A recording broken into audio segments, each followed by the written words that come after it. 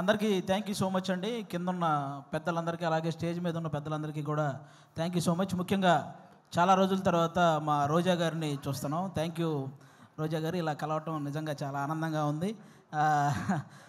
బేసిక్గా అందరూ యూట్యూబ్లో రోజా గారిని హైపరాది ఏమన్నాడో తెలుసా అని రాస్తుంటారు కదా. నేను ఎప్పుడు ఏమనలేదండి ఆవిడని, నిజంగా ఎప్పుడు ఏమనలేదు. కానీ మీరు రాసుకొని సరే వ్యూవర్షిప్ కోసం మీరు రాస్తుంటారు. ఓకే, ఈరోజు తెలుగు సినిమా నిజంగా చాలా చాలా చాలా బాగుంది. ప్రజెంట్ ఇంకా ఇంకా బాగుంటుంది. ఎందుకంటే నిన్న సాయంత్రం పుష్ప 2 అని ఒక ట్రైలర్ వచ్చింది.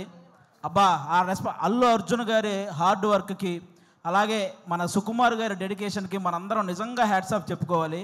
రేపు డిసెంబర్ 5వ తేదీ ఒక నేషనల్ అవార్డు విన్నర్ చేయబోయే ఇంటర్నేషనల్ పర్ఫార్మెన్స్తో థియేటర్లు బ్లాస్ట్ అవ్వబోతున్నాయి. మళ్ళీ మన తెలుగు సినిమా వైభవం ఎప్పుడు అంటే తెలుగు సినిమా ఈ మధ్యకాలంలో ఎంత గ్రోత్ అంటే, ఒక పక్క Oscar award, national award, Prabhas గారి కెరియర్లో 3,000 కోట్ల సినిమాలు, 100% స్ట్రైక్ రేట్తో పవన్ కళ్యాణ్ గారు పాన్ ఇండియా పొలిటీషియన్ అయిపోవడం, ఇవన్నీ కూడా అన్ని రకాలుగా కూడా మనం కూడా ఈ తెలుగు సినిమా ఇండస్ట్రీలో ఒక భాగం అవడం అనేది నిజంగా మన అదృష్టం. ఇప్పుడు ఈ కేశవ చంద్ర రమావతి ఈ కేసీఆర్ సినిమా గురించి మాట్లాడే ముందు ఒక వ్యక్తి గురించి, ఒక సినిమా గురించి నేను ముందుగా చెప్పాలనుకుంటున్నాను. 2013లో జబర్దస్త్ ప్రోగ్రాం ద్వారా ఒక వ్యక్తి నవ్వించడానికి వచ్చాడు. ఆ నవ్వించే ప్రయత్నంలో చిన్న తప్పు జరగటం వల్ల అతన్ని ఫిలిం ఛాంబర్ దగ్గరికి పిలిచి కొంతమంది సారీ చెప్పినా సరే అతని మీద చేయి చేసుకున్నారు.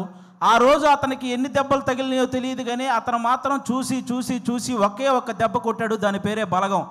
ఎక్కడైతే అవమానం జరిగిందో అక్కడే అతనికి మళ్ళీ సన్మానం జరిగింది. జబర్దస్త్ వేణు అని చిన్న చూపు చూసే స్థాయి నుంచి బలగం వేణు అని అందరూ తన వైపు చూసే స్థాయికి ఎదిగిన మా జబర్దస్త్ వేణు అన్న మీ అందరికీ తెలుసు. ఆయనే బలగం సినిమా తీశారు.